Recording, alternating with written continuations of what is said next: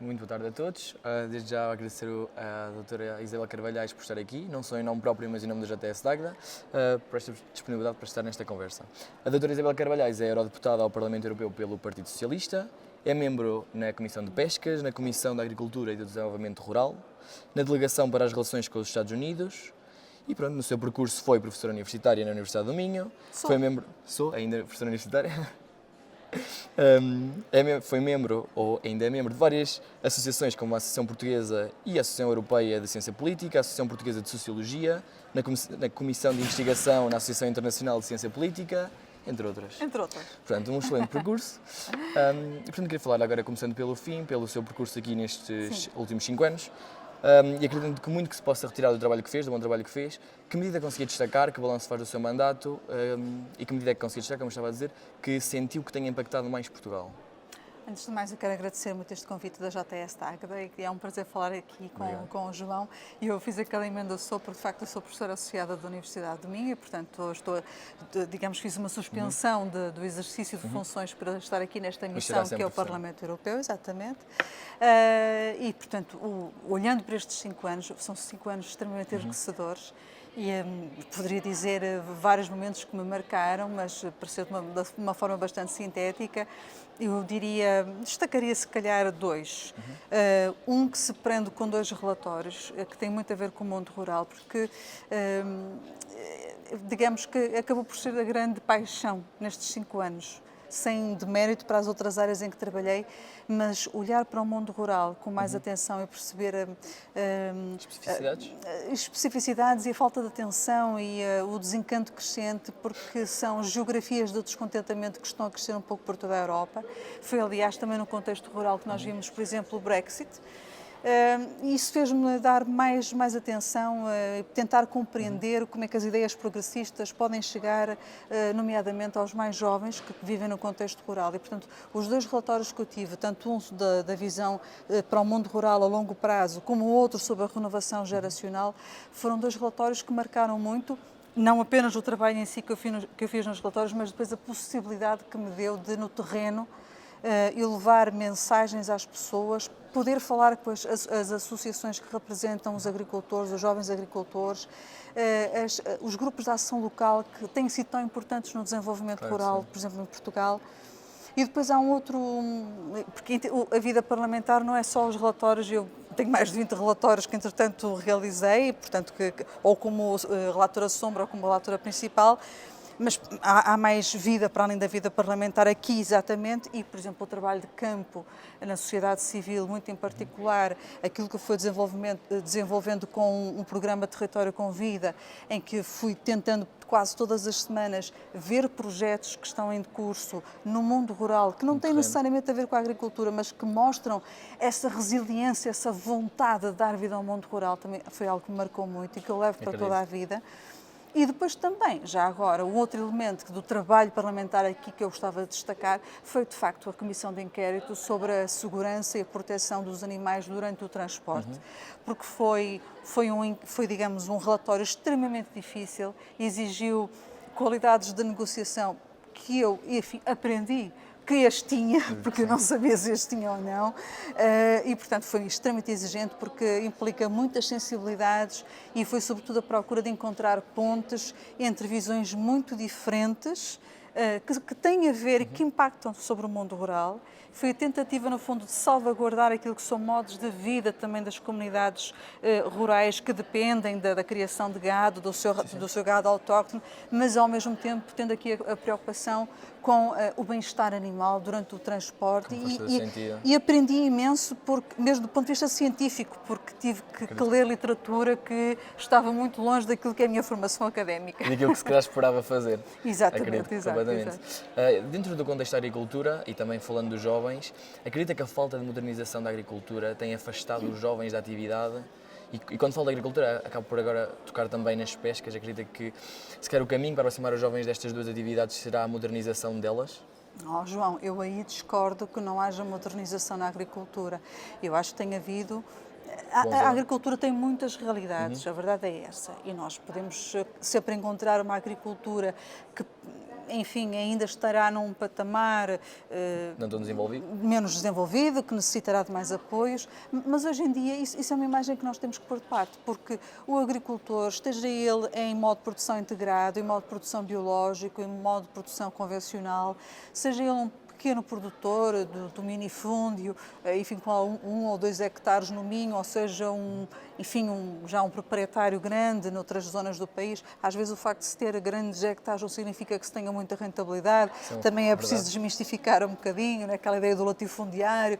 São muitas realidades. E esses diferentes perfis, quando nós vemos, grande parte destas pessoas modernizou muito a sua atividade profissional, que é a agricultura. E, portanto, isto não é a realidade de há 30 anos, 30, 40, 50, mas não é preciso ir muito lá atrás, em que, eu diria assim, numa linguagem simples, os pesticidas eram um bocado ao olho e coisas do género. Não, hoje em dia é tudo muito regrado, há muita mecanização também.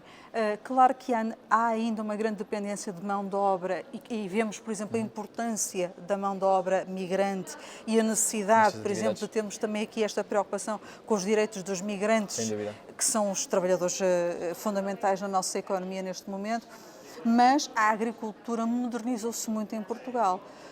Agora, há outras questões, se calhar, que explicam porque é que ela não é uma atividade tão atrativa para os jovens. E é uma das coisas, por exemplo, algumas das que eu refiro no relatório da renovação geracional, é, por exemplo, o acesso à terra. Não é fácil aceder à terra. Um espaço para Sim, fazer... exatamente. Ou já se vem de uma família em que os pais, pronto, têm o seu terreno, enfim, consegue-se fazer ali um projeto. Ou então a aquisição de terra, ou até mesmo o aluguer, o arrendamento de um espaço rústico, de um prédio rústico, como se diz na linguagem jurídica, é muito difícil. E depois o acesso ao financiamento, porque hoje em dia pede-se fiadores para tudo e mais alguma coisa. Então, quando se é jovem, são entraves mesmo muito grandes. E depois, quer dizer, mesmo quando se tem tudo isto, o acesso à terra, até ao financiamento, e muitas vezes os pais aqui são a grande âncora, porque dão aquele apoio aos filhos, ao seu projeto de vida, se à volta daquela propriedade, daquele projeto, se no contexto em que está não há determinados serviços básicos, que é outra coisa que eu insisti muito no tal relatório sobre a visão de longo custo para o mundo rural, se não há facilidade de acesso a serviços de educação, de saúde, para as pessoas se mobilidade, instalarem nessa zona? Exato, é difícil, Claro. porque, enfim, se não há conectividade, ou se é difícil a conectividade, se não há mobilidade, se o hospital mais próximo, os serviços de saúde para as pessoas mais idosas não estão presentes, ou se estão em raios de distância superiores, por exemplo, a meia hora. Claro que sim. E que não há acessos suficientes para chegar lá? Tudo isso. Portanto, o contexto é muito importante. E eu acho que, havendo contexto, e Portugal tem feito também um grande esforço, e estes últimos 2 governos que nós tivemos do Partido Socialista fizeram um grande esforço. Eu queria aqui referir isso, que eu acho que é importante. Nós tivemos uma Secretaria de Estado que não esteve parada, da valorização do interior, e que fez projetos, esteve no terreno, e a descentralização desta Secretaria de Estado, que estava sediada em Bragança, não era apenas uma figura de estilo, porque também já houve dessas descentralizações no passado e que, enfim, não deram em nada. Era mesmo uma mensagem política, simbólica, mas também materializada. Para estar em contacto, de facto, com as áreas Exatamente, que era precisam de estar naquilo que é eu não gosto daquelas expressões, o Portugal profundo. É o Portugal, é aquilo Portugal. que nós temos, é o nosso território. Claro que sim. E é uma mensagem de que para termos coesão territorial, temos de ter coesão social. E, portanto, nós temos feito esse investimento. Agora, claro que há muito para fazer, porque foram, eu diria, décadas e décadas. E isto não é só em Portugal, em que foi havendo um afastamento do mundo urbano do mundo rural. E é por isso que esta reconciliação agora, este reencontro... Trabalhoso e moroso, sim, será certamente. Então acreditamos que o que está a afastar os jovens não é necessariamente uma falta de modernização, mas será sim um contexto de atraí-los para as zonas... O acesso à terra, ao financiamento, já agora o acesso a outras coisas, por exemplo, o acesso a serviços de lazer e de cultura, porque há muito aquela ideia de que está num espaço rural, é um espaço... É porque a vida é assim e, portanto, para isso então vive-se na cidade. Não, tem que ser um espaço em que as pessoas também tenham... esses prazeres. Exatamente, e, portanto, se sintam... Por exemplo, um dos problemas que surge muito no contexto rural entre os jovens são problemas de saúde mental, depressão. por exemplo, e não é só nos jovens, nas pessoas idosas também. Aliás, até se fôssemos a falar disso, se calhar até mais entre elas do que nas pessoas jovens. É a solidão, é a depressão por não haver ninguém à volta, por não haver perspectivas. Portanto, e nós temos que entender isso. E, portanto, não é modernização, porque ela está a acontecer e Portugal tem respondido muito bem, tem sabido ao longo dos anos, eu diria, aproveitar de uma forma positiva, razoavelmente positiva, aquilo que são os apoios comunitários, sobretudo através da política agrícola comum, para modernizar a sua agricultura. Depois é tudo mais. Sim. É muito mais. Sem dúvida. Falando então daqui de uma questão que é um desaproveitamento da terra, eu agora passava para o mar e fazia-lhe a questão, uma vez que Portugal tem a terceira maior zona económica exclusiva da União Europeia, acredita ou sente que Portugal está a desvalorizar um dos nossos maiores recursos, que é o mar, e que isso seria, talvez, investir mais nas zonas costeiras, no mar, seria uma forma até de nos desenvolvermos economicamente, nacionalmente e até comunitariamente dentro da União Europeia? Eu não digo que Portugal está a desaproveitar. E o que eu diria é que, aliás, também foi um dos relatórios que eu tive aqui no Parlamento, o relatório sobre a economia azul sustentável. Temos um enorme potencial. O potencial é tanto Sim. que nós temos ainda muito em que podemos investir para desenvolver a economia azul sustentável. E o que é isso? Parece este chavão, economia. É, no fundo, toda uma economia que obviamente tem que ter uma dimensão ambiental e social positiva, não é? Porque senão não vale a pena.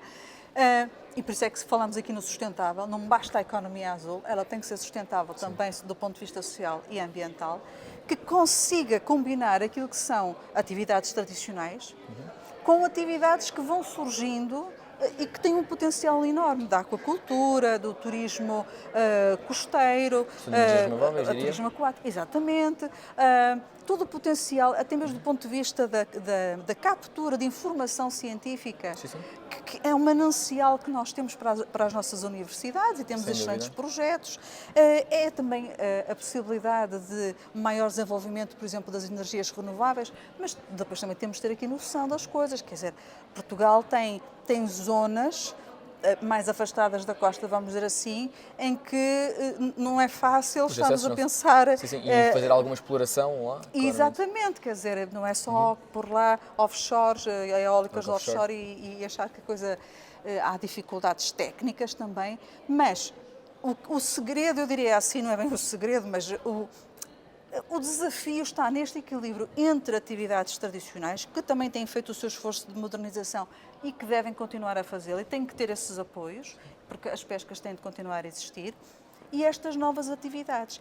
Esta governança, portanto, este equilíbrio de diferentes atividades é que é o maior desafio para as autoridades locais, para as câmaras municipais, para o próprio governo, porque é todo um mundo novo. Sim. Mas eu não diria que estamos a desaproveitar. O que eu digo é que há um potencial tão grande na nossa economia azul. O caminho ainda é longo. Exatamente. Há muito ainda a explorar e que pode ser um ganho tremendo para todos nós. Acredito plenamente e concordo plenamente consigo. E exatamente por falar e por acreditar que é tão longo, e nós ainda estamos a querer mais, visto que temos junto das Nações Unidas um pedido para a extensão da nossa plataforma continental, que nos dará uma maior zona económica exclusiva. Como é que vê este projeto? E como é que vê dentro deste projeto a possibilidade de fazer mineração do mar profundo, como já outros países estão a fazer, como a Noruega?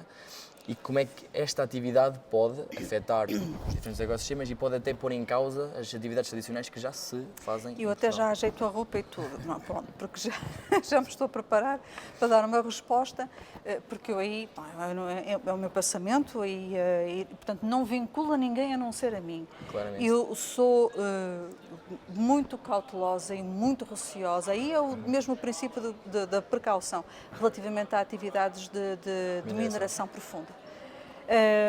Eu sei que nós temos uma economia que exige cada vez mais determinados minerais e elementos para sustentar aquilo que é uma incapacidade de os encontrar em terra?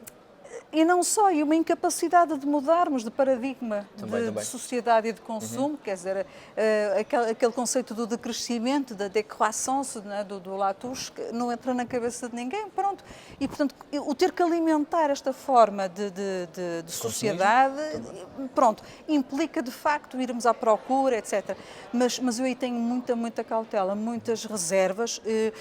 Aliás, nem me parece muito conciliável, e estou a dizer isto aqui sem grande estruturação de pensamento, portanto, de uma forma algo inorgânica, sem grandes dados científicos, mas até me parece um bocadinho, porque pode haver espaço para tudo, se calhar, mas parece-me um bocadinho incompatível defendermos, e no meu caso, defender áreas marinhas protegidas, a necessidade de áreas marinhas protegidas. Ao mesmo tempo que... Ao mesmo tempo, estarmos aqui com um discurso que defende mineração em alto mar. Tenho muitos receios do que é que isso possa significar e, por exemplo, eu não sei se repararam as expressões que foram feitas sobre a Noruega relativamente às suas intenções de fazer perfuração na zona do Ártico. Pois, essa era de facto aquilo que eu lhe queria perguntar a seguir também. Para mim o Ártico é uma espécie de igreja, sim, é um templo. Um santuário de espécies. É um templo, sim. Não é só um santuário de espécies. É assim como, digamos, é o ponto sagrado do nosso planeta. Mexemos no Ártico, nós mexemos no planeta. E qualquer pessoa, e nós temos em Portugal excelentes académicos, e não vou agora dizer os nomes porque depois os outros levavam-me a mal, mas excelentes académicos que têm estudado o Ártico, basta falar, basta ler, procurar, googlar, procurar algumas coisas em português, em inglês, e ficam a perceber, qualquer pessoa, a centralidade que o Ártico representa para a espécie humana, para toda a biodiversidade, para a saúde dos oceanos, para o clima, para tudo. E também ficam a perceber outra coisa, é dos poucos espaços do ponto de vista geopolítico onde inimigos tradicionais que têm dificuldades de se relacionar noutras geografias, noutras latitudes, acabam por estar relativamente acalmados. É uma coisa muito curiosa. Rússia, China, Estados Unidos, Canadá, porque é um espaço muito especial.